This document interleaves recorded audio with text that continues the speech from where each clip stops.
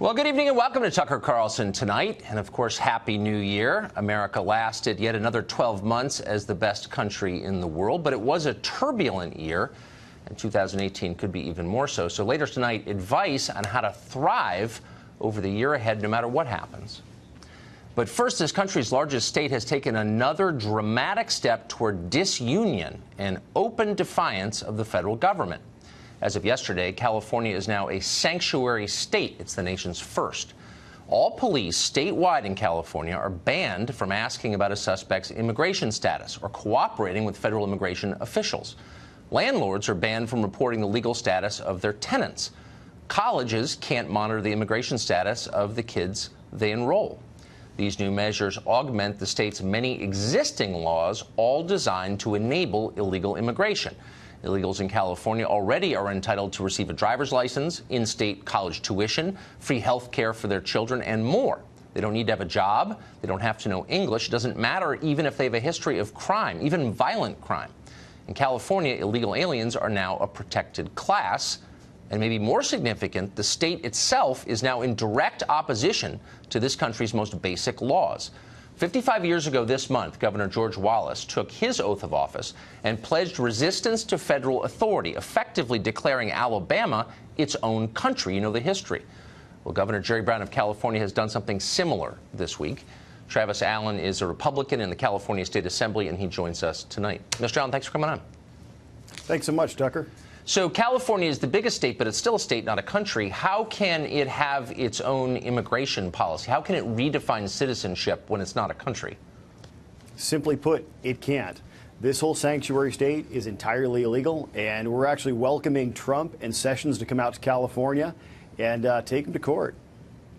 But how does this end? I mean, when states declare publicly, we're not following the laws of the country, we're making our own laws, and there's nothing you can do about it. I mean, that sounds like the beginning of a schism, a split, a war. Without a doubt. I mean, California truly has become the center of the quote-unquote resistance to the president and everything that seems to make common sense in the United States. So with Jerry Brown's recent action of the sanctuary state, Californians don't even agree with this. But the politicians that are running the state in Sacramento, keep in mind the legislature up until just recently was 2/3 Democrat, and all of the statewide officers are Democrat as well, passed this law, even though Californians are absolutely against it. What's so striking in the specific case of California is that the state is hemorrhaging its middle class. They're moving to neighboring states, north and east, in huge numbers. And it's been written about a lot. The state doesn't seem to care. And even as this happens, seems to be importing a lot of new, much poorer, less educated people.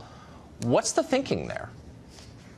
You know, I really don't know that there is a thinking there. You know, a lot of Sacramento and San Francisco exists really in its own bubble.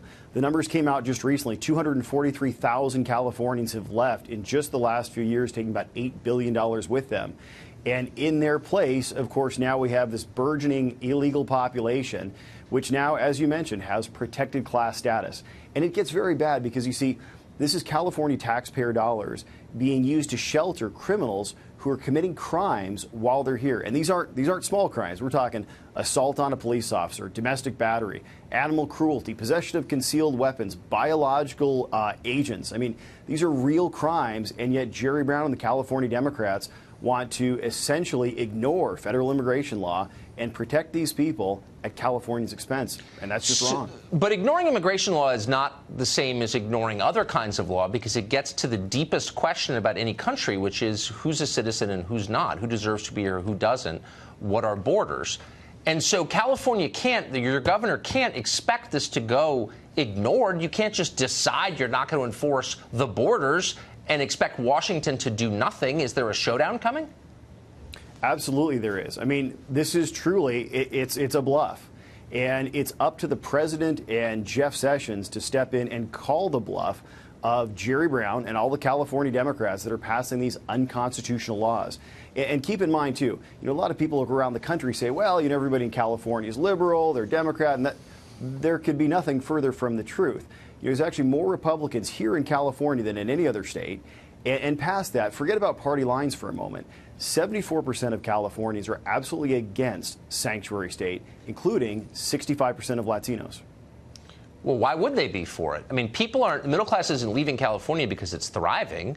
The infrastructure is a mess. The schools are terrible. There's more poverty in the state than any state in the union. I mean, is there a connection, do you think, between the state's immigration policies and the direction of its economy? Without a doubt. And I mean, really, you have to go back a couple of decades. The California legislature has been dominated by Democrats by 39 of the last 40 years. Yeah. The Brown family has run California for 24 of essentially the last 50 years. So you need to look no further than what has been going on successfully. We had driver's licenses for undocumented immigrants, people who are here illegally. And now this is really just the next step. Now it's a sanctuary state. All of these things are unconstitutional, but the California legal system is broken. The California political system is broken. That's why we truly need Washington to hear this message and come to California, sue California, take them to Supreme Court, and let's get the Constitution enforced, because there's a lot of Californians here that want to be protected. Until we get a new governor in the state, and you know I'm running to be the next governor of California, until that happens, we could actually use some help from the national guys. Well, and it affects the rest of us, too. Assemblyman Allen, thank you very much for joining us.